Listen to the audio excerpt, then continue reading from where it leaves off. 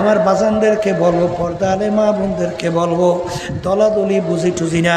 কবরে যদি কেউ পরিচয় দাও আমি চরমনার মুরিদ, এই পরিচয় কিন্তু কাজ হবে না।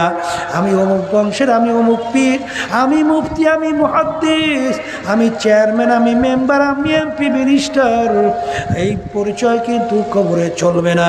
সবার জন্য কবরে প্রশ্ন তিনটা, মান রব্বুকা ওমা দীনুকা ওমান নবিয়ুকা। এই তিন প্রশ্নের ভিতরে কোথায় কিন্তু নাই তুমি চরমনাইয়ের মুরিদ কিনা, সারসিনার মুরিদ কিনা, ফুরফুরা জৈনপুরের মুরিদ কিনা, জামাতের লোক কিনা, তাবলিগের লোক কিনা, আরে তুমি আটরশি রাজারবাগ দেওয়ান বা অমুক তমুক সমুখের লোক কিনা, তুমি আওয়ামী লীগের লোক কিনা, বিএনপির কিনা, জাতীয় পার্টির কিনা, এই পরিচয় কিন্তু কবরে নাই নাই। এই জন্য আমার বাজানদেরকে বলবো, বাজান কার কখন কোন সময় কিভাবে ডাক আসবে তোমারও জানা নাই, আমারও জানা নাই। আর একবার যদি কবরে যাইয়া ঠগ,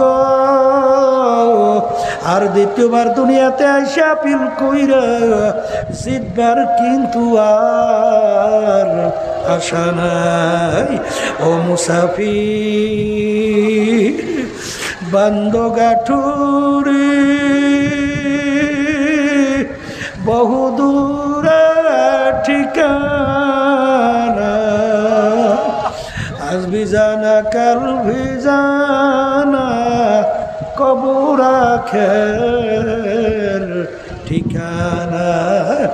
এমন ঘরে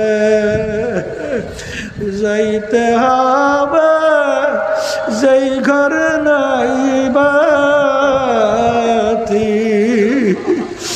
এমন ঘরে থাকতে হবে যেই ঘরে নাই সাথী। এই সেই আল্লাহর বন্দাবন্দি আল্লাহর নৈকট্যে পৌঁছে যায়, ওই বন্দাবন্দির আমল আর নেককারদের আমলের ভিতরে পার্থক্য হলো, নেককারদের যেই কাজটা করলে নেক হবে, আর আল্লাহর যারা নাকি নৈকট্যে পৌঁছা যায় তাদের ওই কাজটা গুনাহ হয়ে যায়। কথা বুঝেন না? বুঝেন? কথা বুঝেন নাই? তো এই জন্য আমার বাচ্চাদেরকে বলবো, আমাদের দান করতে হবে তৌফিক অনুযায়ী। কি অনুযায়ী? আবার জোরে কন, কি অনুযায়ী? তৌফিক। কথা ঠিক না বে ঠিক? তাই যেই কথাগুলো আমি বলতে চাইছিলাম, ইমানকে কি করা লাগবে বলেন? মজবুত করা লাগবে। আবার কন, ইমান মজবুত তো বুঝেন, নির্ভেজাল ইমান থাকা লাগবে। কেমন?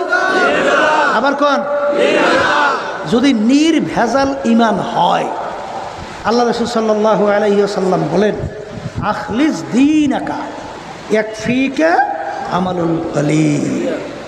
আল্লাহ রাসূল সাল্লাল্লাহু আলাইহি ওয়াসাল্লাম বলেন, নির্ভেজাল স্বচ্ছ তোমার যদি ঈমান থাকে, তোমার অল্প আমলই তোমার নাজাতের জন্য যথেষ্ট। কথা ঠিক কিনা?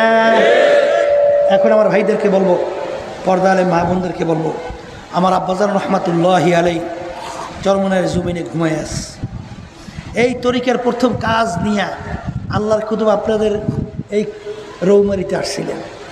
আজকে আল্লাহর কুতুব নাই, কোনোদিন আসবে না। এইভাবে তার সাথে যখন যারা ছিল অনেক মুজাহিদরা আজকে নাই, আর কোনোদিন আসবে না। এমন একদিন আসবে সব দুনিয়ার ঠিক থাকবে, আমরা আর থাকবো না। আমার ভাইদেরকে বলবো, পর্দা আলে মা বোনদেরকে বলবো, শোনেন, এই তরিকার মূল উদ্দেশ্য কি? মূল উদ্দেশ্য হলো ঈমানকে নির্ভেজাল করা। কথা ঠিক যাবে ঠিক? আর আমলে সালেহ করার জন্য সেইভাবে তৈরি করা। কথা ঠিক না বে ঠিক? আমার ভাইদেরকে বলবো, পর্দা আলে মা বোনরা যারা শুনতেছেন, বাজান, আমার আব্বাজান বলতেন যে দিনই মাহফিলে প্রথম থেকে শেষ পর্যন্ত থাইকা বাড়ি বিদায় হয়ে চলে গেলে আমল নামায় কমপক্ষে 50 লক্ষ নেকি এরকম জমা হতেই পারে না। নিয়াত যাদের সহি, আল্লাহকে রাজি খুশির উদ্দেশ্যে যারা আসছে, লক্ষ লক্ষ নেকি আল্লাহ আমল নামায় দান করবে। কথা ঠিক না ঠিক?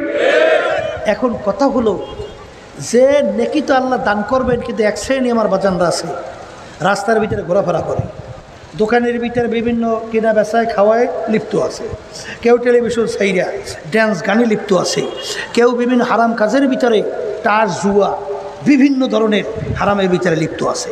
তারা কিন্তু মাহফিলে আসে নাই।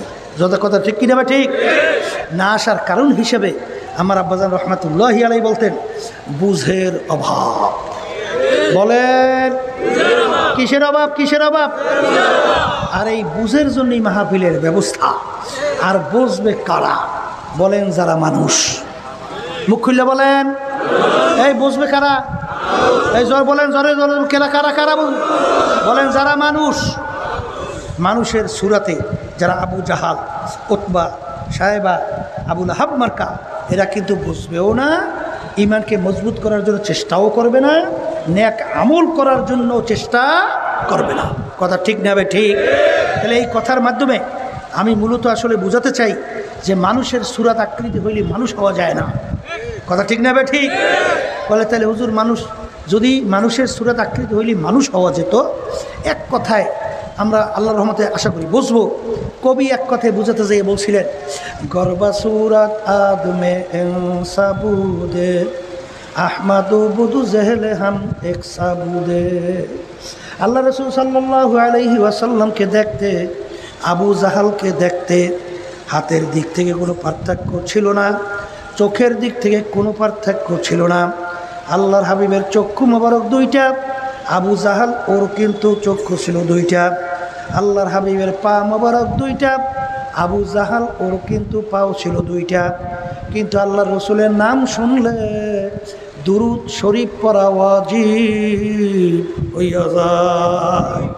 আর আবু জাহাল ওর নাম শুনলে আমাদের জবান থেকে বের হয় লানাতুল্লাহি আলাইহি, আল্লাহর গজব ওর উপরে পড়ছে, আরও বেশি বেশি পরিমাণে পড়ু। কথা ঠিক না বেঠিক? সমাজের মধ্যে এক শ্রেণীর মানুষ, তার আচার আচরণ চরিত্র আমল এত ভালো, মানুষ তার ব্যাপারে মন্তব্য করে লোকটার চরিত্র ফেরেশতার মতো। আবার এক শ্রেণীর মানুষ, ওর চরিত্র আচার আচরণ আমল এত খারাপ, মানুষ ওর ব্যাপারে মন্তব্য করে ওই মানুষটার চরিত্র কুত্তার চেয়েও খারাপ। যাকে বলছে ফেরেশতার মতো আর যাকে বলছে কুত্তার চেয়েও খারাপ, এই দুই মানুষের ভিতরে অঙ্গ প্রত্যঙ্গে একটু আগে কিন্তু ভালোই আছিল, আবার হেইটারে ঘুরে আয় ওহাকে সরাই দিতে বলে দেখবে, এই মাইকের ওই সরাই দেবো না দেখবে।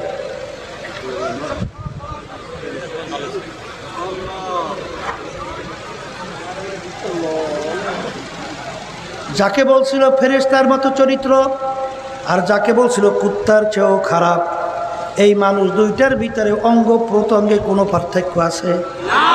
মুখ খুললে বলেন আছে আছে আছে।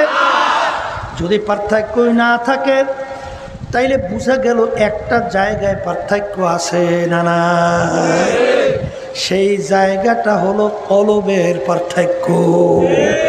জোরে বলেন কিসের পার্থক্য?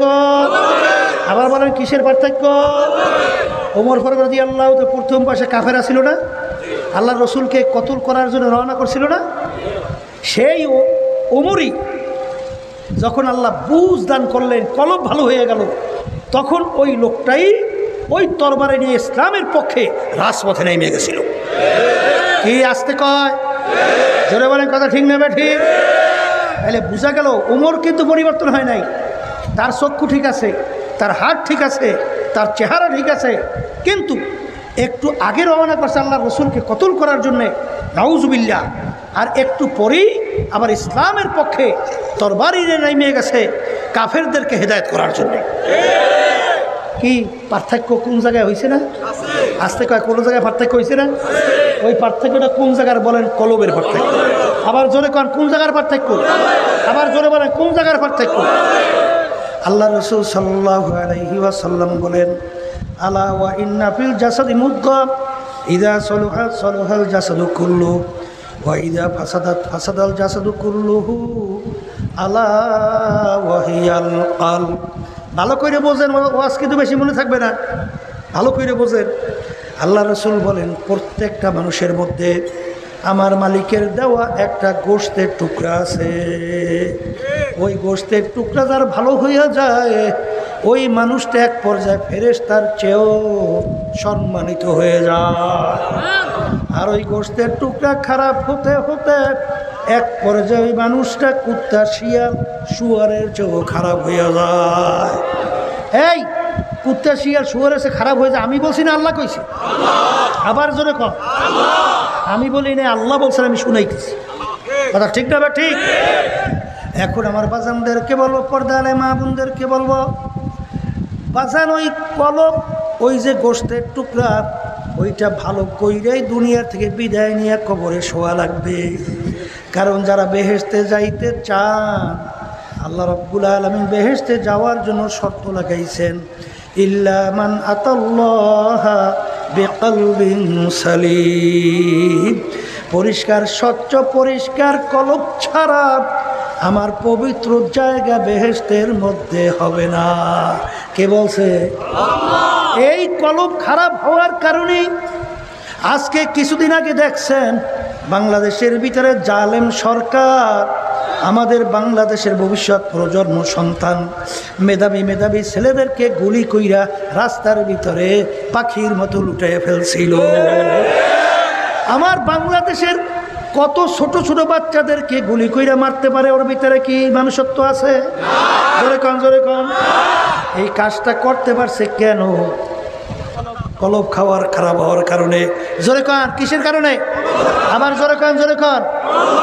এই কলব খারাপ হওয়ার কারণে আমার রিক্সাওয়ালা বাজানরা রাস্তায় রিক্সা চালায়, মাথার গাম টপ টপ করে পায়ের ভিতরে পড়ে। এত কষ্ট অর্জিত সম্পদ সরকারি ফান্ডে জমা, আর ওরা ওই ক্ষমতার চেয়ারে বৈশা আমাদের দেশের টাকা পাচার কইরা বিদেশে বেগুন পাড়া তৈরি করে। কি না ভুল কইছি? এই এই এখন রাত্র এইটাকে দিন বানাইছে, আবার দিনের রাত্র বানাইয়ে এত মিথ্যাচার, মনে হয় যেন সব সত্যি, একটু শরীরও কাঁপে না। আসতে কয় আগের যুগে কোনো মানুষ মিথ্যা বলার ব্যাপারে আগে শরীর থরথর হয়ে কাঁপতে উঠত। কথা শোনেন নাই? আমাদের বরিশালে একটা ঘটনা আছে, বুঝলেন? শুনছি মুরব্বীদের কাছে। কাশীপুরের সাক্ষী। কি পুরের সাক্ষী? কাশীপুরে একটা জায়গা আছে আমাদের বরিশালের মধ্যে, কাশীপুরের সাক্ষী। বোঝেন নাই? অর্থাৎ ওই লোকটাকে টাকা দিয়া মিথ্যা সাক্ষী দেওয়া হইতো। কথা বুঝছেন? এখন একটা মার্ডার কেস। কি কেস? কারণ আগের যুগে তো বিচারক সাক্ষী দেওয়ার সময় কোরআন শরীফ মাথায় দিত, দিয়ে বলতো যে যা বলবো সত্য বলবো, কোরআন শরীফ কিন্তু মাথায়। এখন ওরা তো টাকা দিয়ে সাক্ষী বানাইছে, বুঝলেন নাই? এখন ও কোরআন শরীফ মাথায় নিয়ে সাক্ষী মিথ্যা দেবে কেন? এই জন্য ও বিচারকের সামনে দাঁড় হইয়া বলতেছে, স্যার আমি গেছিলাম বাজারে, বাজার কইরা আপনার দেশে ভাই কি ডাল আছেন তো সাজি সাজি, ওই সাজের ভিতরে মাল টাল লয় না, কলে হুজুর বাজার করিয়া স্যার ওই ডালার ভিতরে সাজের ভিতরে নিয়ে আমি মাথায় করিয়া রওনা করছি। হঠাৎ শুনি পাশে এরকম জোরে চিল্লানি, আমি দৌড়িয়ে গেছি, যাইয়া দেখি যে অমুকে একটা তরবারি দিয়া ওকে কুপতেছে, এবার ও মার্ডার করিয়ে ফেলছে। আমি এইটা যখন চিল্লাচিল্লি শুনছি, আমি যাই দেখার পরেই আমি ওই মাথার হাজিটাকে নিচে নামাইয়া রাইখা তারপর আমি দেখি অমুকে কুপটা দিছে, মাথার থেকে সাজি নামাইয়া কি দিছে? কুপ দিছে। বোঝেন নাই? ওই যে কোরআন শরীফ মাথায়, ওই হাজির কথা কই কোরআন শরীফ নিচে থইছে, নিচে রাইখা এরপর সাক্ষী দিছে, অমুকে দেখি সারকুপ দিয়া এরকম ভাবে মারিয়ে বেলাইছে। কোরআন শরীফ কিন্তু নিচে থইছে, মানে তখন কোরআন শরীফ লইয়া মিথ্যা সাক্ষী দেবে তাও কিন্তু ভয় পাইত। আর বর্তমানে ইদানিং আমরা কি দেখছি, এই যে জালেম সরকার গেল একের টপ টু বটম প্রথম শেষ পর্যন্ত খালি মিথ্যার সরাসরি পাল্লা, একটু মুখেও বাজে না। পারছে কেন? ফলে কলব খারাপ হওয়ার কারণে। কে জোরে বলেন কিসের কারণে? আবার জোরে কারণ কিসের খারাপ হওয়ার কারণে? এই কলব খারাপ হওয়ার কারণে এই সব ঘটনা তাদের থেকে ঘটে। কথা ঠিক না বেঠিক? আর কলব ভালো হওয়ার কারণে ওমর ফারুক রাদিয়াল্লাহু তাআলা আনহু অর্ধেক দুনিয়ার রাজত্ব করছিলেন। বাংলাদেশের মতো প্রায় 200 দেশের রাজা। কত দেশে? 200 দেশে। এই আমিরুল মুমিনিন উটের পিঠে বসা রওনা করছে, জেরুজালেম যাবে। ওদিকে গোলাম উটের রশি টানতেছে, আমির উটের পিঠের ভিতরে বসা। ওদিকে রৌদ্র, আমির ডাক দিয়া বলে, গোলাম রে, তুমি এখন উটের পিঠে উঠবে আর আমি উটের রশি টানবো। অর্ধেক দুনিয়ার রাজা, এই বাংলাদেশের মধ্যে প্রায় 200 দেশের রাজা। আর বর্তমানে এলাকায় যদি একজন মেম্বার হয়, ও রেফাওয়ার, ও দাঁড়িয়ে তো বেরো যায় না, আবার পরিচয় দেয়, আমি মেম্বার, আমি চেয়ারম্যান, আমি অমুক। কথা ঠিক না বেঠি? এখন আমির হুকুম করছে, গোলাম উটের পিঠে ওঠ আর আমি উঠে রশি টানবো। গোলাম সহ্য করতে পারে? আমি রশি টানবে, আমি উটের পিঠে কেমনে বসবো? আমি হুকুম করছি ওঠ। গোলাম উটের পিঠে, আমির উটের রশি টানে। এরকম পালাক্রমে কতক্ষণ আমির উটের পিঠে, কতক্ষণ গোলাম রশি টানে। এইভাবে যখন জেরুজালেম পৌঁছলো আমার মালিকের কুদরত, তখন রশি টানার পালা পড়লো আমিরুল মুমিনিনে। যখন জেরুজালেম পৌঁছছে তখন রশি টানার পালা কার বাজছে? আমিরে। এলাকার লোক আমিরকে তো চেনে না। ওই উটের পিঠে আমিরকে নামাবার জন্যে যখন আহলান সাহালান আমিরুল মুমিনিন যখন উটের কাছে গেল, উটের পিঠ থেকে গোলাম ডাক দিয়া বলে, আমি আমির না, আমির উটের রশি টানতেছে। এইটা পারছে কোন সময়? যখন কলব ভালো হয়ে গেছে। আসতে কয়, এটা কোন সময় পারছে? আবার জোরে কর, আবার জোরে কর। আমির গোলাম নিয়ে জনগণের অবস্থান দেখার জন্য মরুভূমিতে গেলেন। পাহাড়ের কিনারায় দেখে একটা ঝুপড়ির মতো বাসার ভিতরে আগুন জ্বলতেছে। আমির গোলাম নিয়ে গেল, দেখে বাচ্চাগুলো ক্ষুধা, বাচ্চাগুলো জোরে জোরে হাড়া মারা চিৎকার মারে কান্দে। কি করে? আমির ডাক দিয়ে বলে, ব্যাপার কি? বাচ্চাগুলো কেন কান্দে? বাচ্চার মা ডাক দিয়া বলে, আর কেন আগুন জ্বলে? চুলার ভিতরে কি? মহিলা তো আর আমিরকে দেখে নাই, বাইরে থেকে কথা বলে। তখন মা ডাক দিয়া বলে, ঘরে কোনো খাবার নাই, বাচ্চাগুলো পেটের ক্ষুধায় পাগলের মতো চিল্লায়। এখন আমি মা কি করব? আমি পাতিলের ভিতরে পানি দিয়া আগুন জ্বালাইয়া বাচ্চাদেরকে সান্ত্বনা দেওয়ার জন্য আগুন জ্বালাই। বাচ্চাগুলা চিল্লাইতে চিল্লাইতে যখন বেহুশের মতো ঘুমাইয়া থাকবে ওই অপেক্ষায় আছি। আরে তখন মা ডাক দিয়া বলে, আমি কিয়ামতের ময়দানে আমি ওমর আমিরকে ছাড়ব না। তার স্টেটের মধ্যে একটা ফ্যামিলি এরকম না খাইয়া মারা যাওয়ার উপক্রম বাচ্চাগুলা, সে কেন খবর নেয় না? তখন আমি ডাক দিয়ে বলে, মা গো, এত বড় স্টেটের ক্ষমতা আমিরকে না জানাইলে আমির কেমনে খবর রাখবে? এই কথা বইলা গোলাম নিয়ে আমির চইলা গেল। এই সরকারি মালের গোডাউন, গোডাউনের ভিতরে যাইয়া নিজের হাতে বস্তার ভিতরে মাল ঢুকাইছে। বস্তার ভিতরে ঢুকাইয়া গোলামকে ডাক দিয়ে বলে, গোলাম, এখন মালের বস্তা আমার কান্দের মধ্যে উঠাইয়া দাও। কির বস্তা কান্দে উঠায়? কার কান্দে উঠায়? আমিরুল মুমিন, অর্ধেক দুনিয়ার রাজা। গোলাম বলে, হযরত আপনি মালের বস্তা নিবেন, আমি কি করব? কলে বলছি তুমি আমার কান্দের ভিতরে উঠাও, কারণ কিয়ামতের ময়দানে তোমাকে তো প্রশ্নের উত্তর দেওয়া লাগবে না। আমার মালিক যদি জিজ্ঞাসা করে আমি ওমর কিভাবে প্রশ্নের উত্তর দিব? আমার কান্দে উঠাও। আমি কান্দের ভিতরে মাল নিয়ে নিজের হাতে পাক করলো, এরপর বাচ্চাদেরকে খাবার জন্য দিল। বাচ্চাগুলা খানা খাইয়া আমির গোলাম নিয়ে দূরে দাঁড়াইয়া দৃশ্য দেখার জন্য অপেক্ষা। এখন দেখে বাচ্চাগুলো একটু আগে গলা ফাটা চিল্লাইয়া কাঁদছে, এখন খটখট করিয়া হাসতেছে। এই ঘটনা ঘটান যায় কোন সময়? যখন কলব ভালো হয়। জোরে বলেন, কোন সময়? হ্যাঁ, এই জন্য কলব ভালো করা দরকার আছে না নাই? আবার জোরে বলেন, আছে না নাই? এই কলব ভালো করার জন্যই হাদিসের ভিতরে অনেক ঔষধের কথা আল্লাহ রাসূল সাল্লাল্লাহু আলাইহি ওয়াসাল্লাম বলছেন। এর ভিতরে একটা ঔষধ হলো বেশি বেশি মৌতের মুরাকাবা করা লাগবে। কিসের মুরাকাবা? যখন বর্তমানে তো আমরা মৃত্যুর কথা ভুললেই গেছি, আসতে কয়।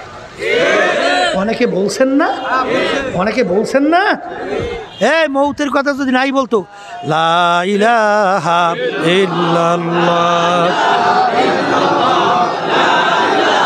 ইল্লাল্লাহ ইল্লাল্লাহ লা ইলাহা ইল্লাল্লাহ ইল্লাল্লাহ ইল্লাল্লাহ ইল্লাল্লাহ ইল্লাল্লাহ লা ইলাহা ইল্লাল্লাহ ইল্লাল্লাহ লা ইলাহা ইল্লাল্লাহ ইল্লাল্লাহ লা ইলাহা ইল্লাল্লাহ লা ইলাহা ইল্লাল্লাহ লা ইলাহা ইল্লাল্লাহ লা ইলাহা ইল্লাল্লাহ মুহাম্মাদুর রাসূলুল্লাহ। বাজান গালেবে গুবান ইব্রাহিম বিন আদহাম রাহমাতুল্লাহি আলাইহি তিনি বলছিলেন, 10টা কারণে আমাদের দোয়া করি, দোয়া কবুল হয় না। কয় কারণ? এর ভিতরে একটা কারণ হলো আমরা মাইয়েতকে গোসল করাই, কাপড়ের কাপড় পরাই, জানাজা নামাজ পড়াইয়া কবরের ভিতরে রাইখা দাফন কইরা আসি, কিন্তু ওর থেকে আমরা কোনো নসিহাত, ওর থেকে কোনো ইবরাত উপদেশ গ্রহণ করি না। জোরে বলেন, কথা ঠিক না বে ঠিক? এই কারণে আমরা দোয়া করি, সত্য দোয়া কবুল হয় না। বাজান বেশি বেশি মৌতের মুরাকাবা করলে বাজান রে নফসে আমরা দমন হয়, কলব সতেজ হয়, স্বচ্ছ হয়, পরিষ্কার হয়। জোরে বলেন, কথা ঠিক না ভাই ঠিক? আর একটা ঔষধ হলো কুরআনুল কারীমের তেলাওয়াত বেশি বেশি করা লাগবে। আর একটা ঔষধ হলো আমার মাওলার জিকির বেশি বেশি করা লাগবে।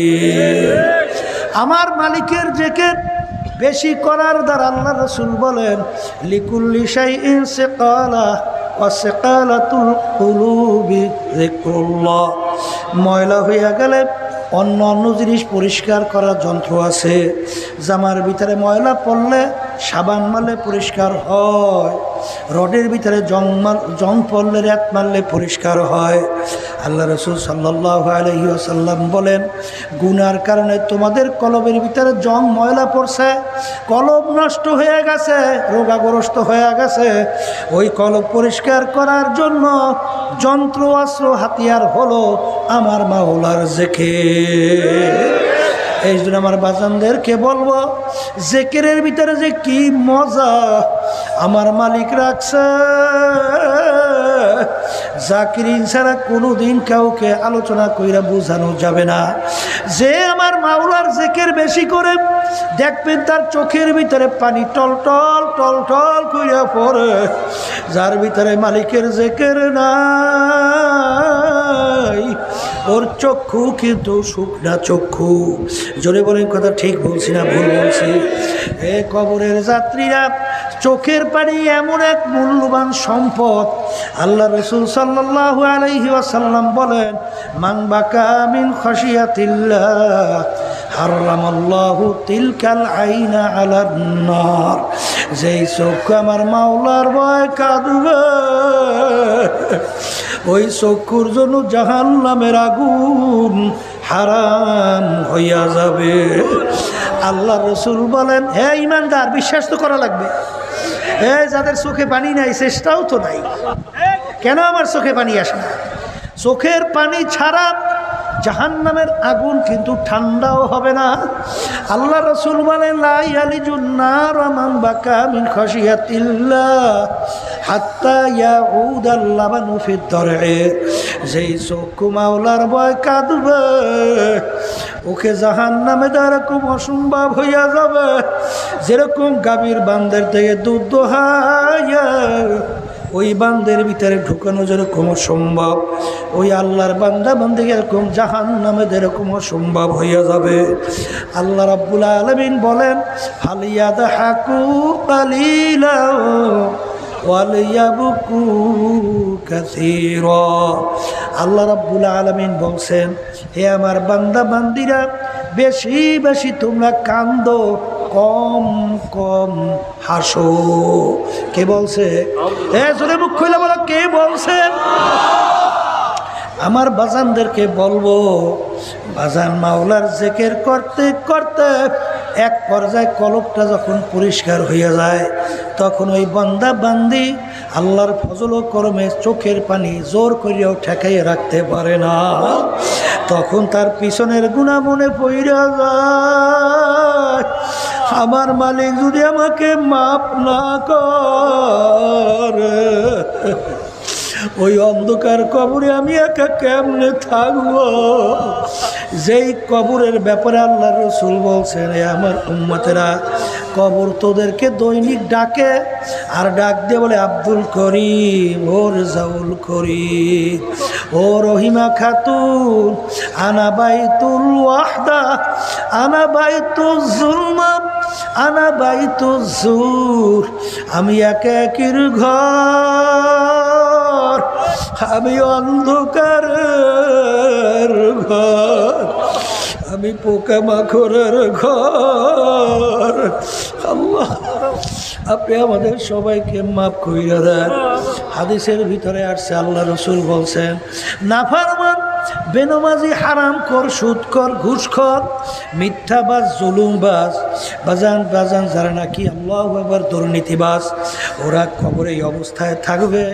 বাজান সমুদ্রের ভিতরে কেউ যদি পইড়া যায়, বাজান সমুদ্রের তুফান তার একবার মাথা নিচের দিকে নিয়ে যায়, আবার বাঁচার জন্য মাথাকে উপরের দিকে উঠায়, আবার নিচের দিকে নিয়ে যায়, আবার বাঁচার জন্য মাথা উপরের দিকে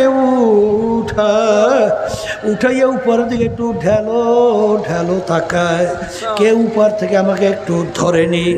বাজান ওই ব্যক্তি যে এই মুসিবতের ভিতরে আছে, আল্লাহ রাসূল বলেন, নাফরমান কবরের ভিতরে এইরকম মুসিবতে থাকবে। যখন তার আত্মীয় স্বজন তার কবরের পাশ থেকে রওনা করবে, ডাক দিয়া বলবে, ভাই কোথায় যাও, কোথায় যাও? ভাই আমার জন্য একটু সূরা ফাতিহা পড়ে দোয়া করো, আমার জন্য একটু দুরূদ শরীফ তেলাওয়াত করে দোয়া করো। আর এই কবরের ভিতরে জাহান্নামের আগুন,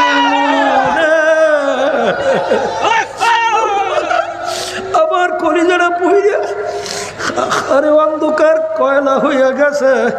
ভাই আমার জন্য একটু দোয়া কর।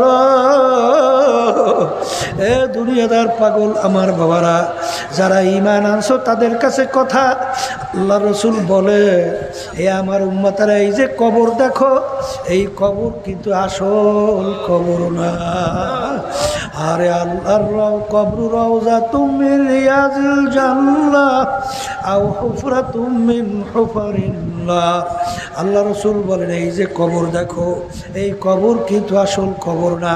কোন কোন আল্লাহর বান্দা বান্দি তাদের কবর একটা বেহেশতের বাগান হইয়া যাবে। এ আল্লাহ, আপনি আমার জন্য, আমাদের সবার জন্য কবুল করিয়া। আল্লাহ রসুল বলেন, ও আমার উম্মতেরা, কোন কোন নাফরমানের কবরের মধ্যে জাহান্নামের আগুন এসে ভইরা যাবে।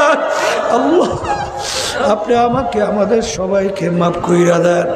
এই কথা কিন্তু কোনো পীর বলে নাই, কোনো মুফতি বলে নাই বাজান। আল্লাহ রসুল বলছে, আমি শুনাইতেছি বাজান। আল্লাহ রসুল বলেন, ও আমার উম্মতেরা, কোন কোন নাফরমানের কবরের মধ্যে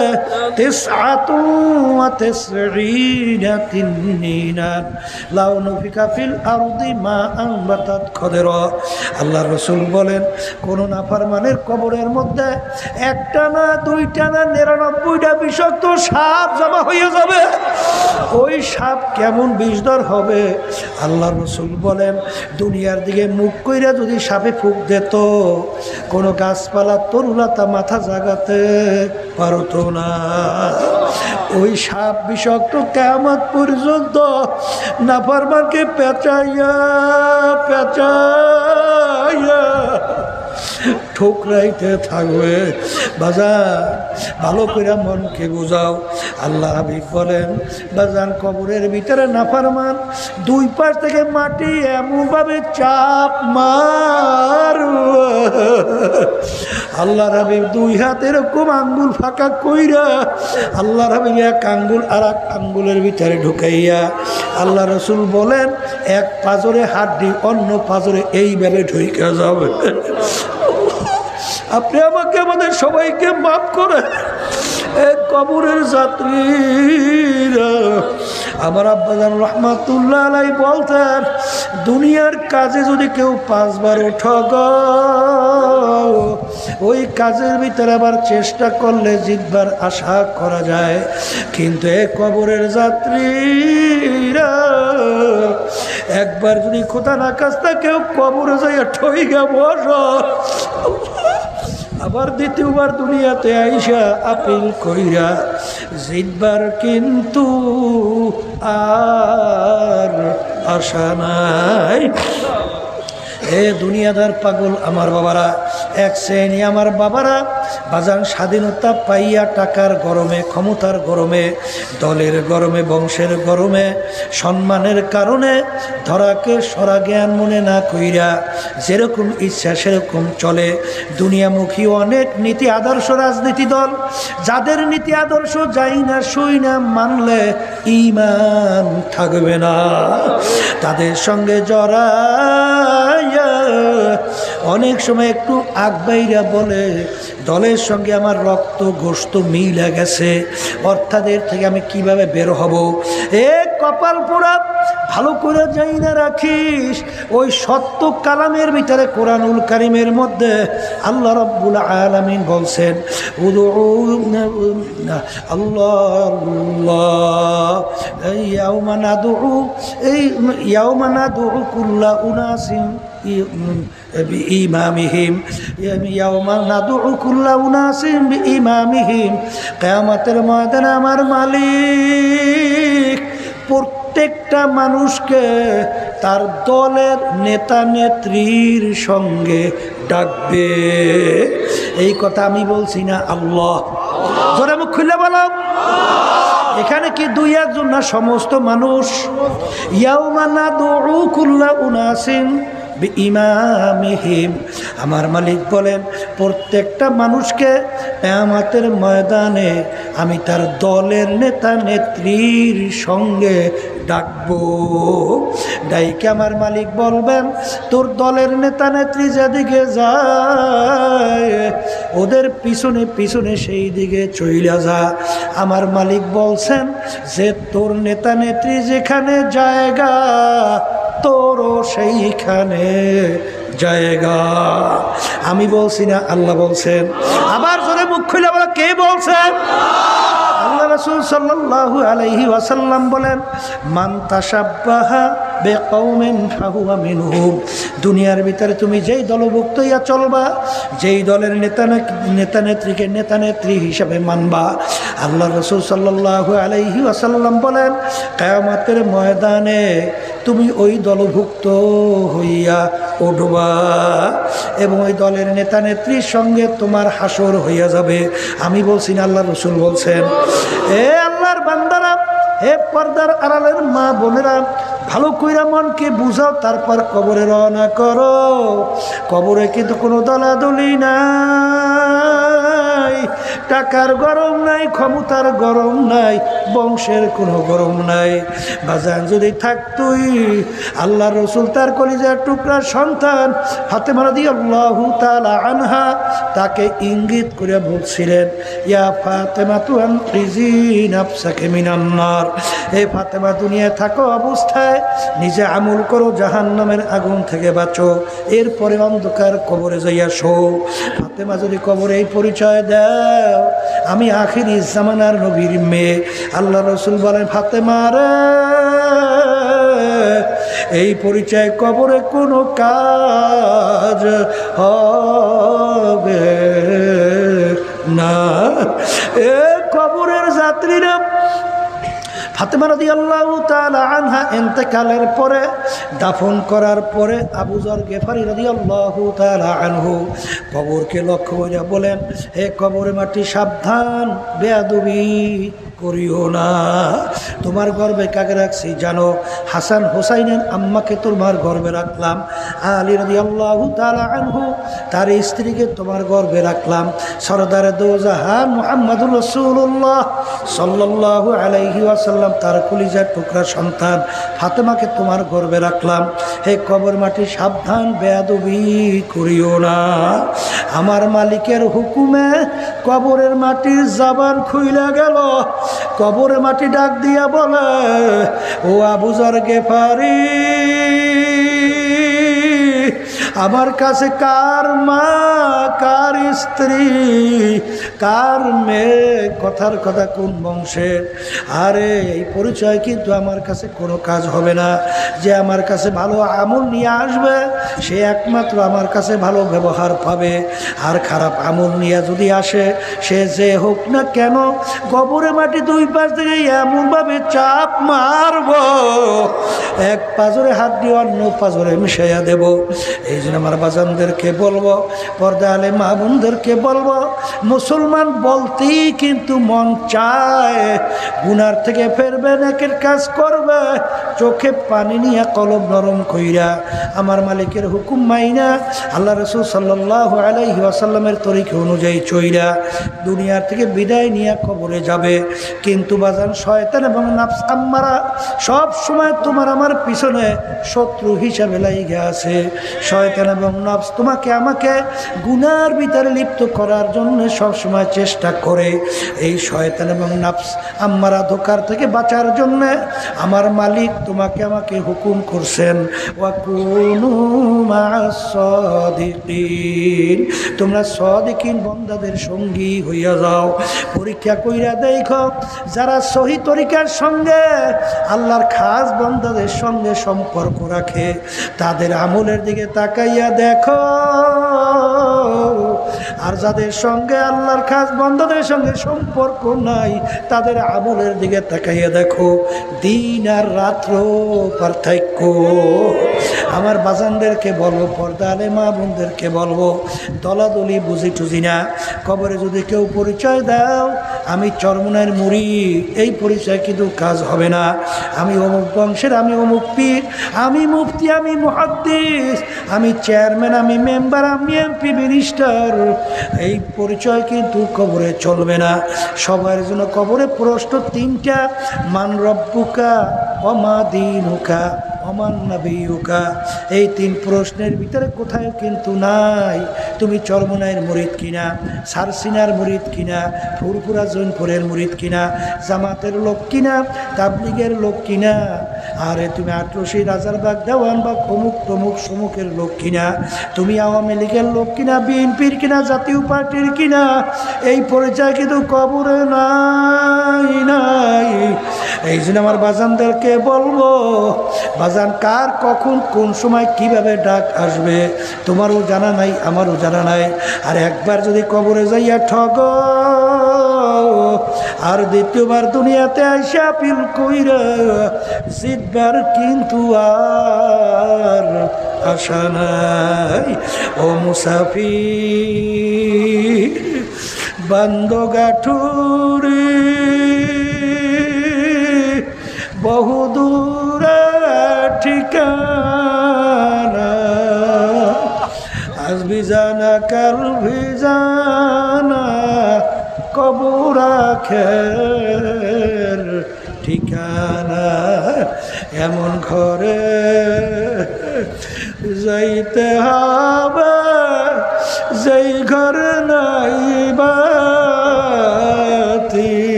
এমন ঘরে থাকতে হবে যেই ঘরে নাই সাথী।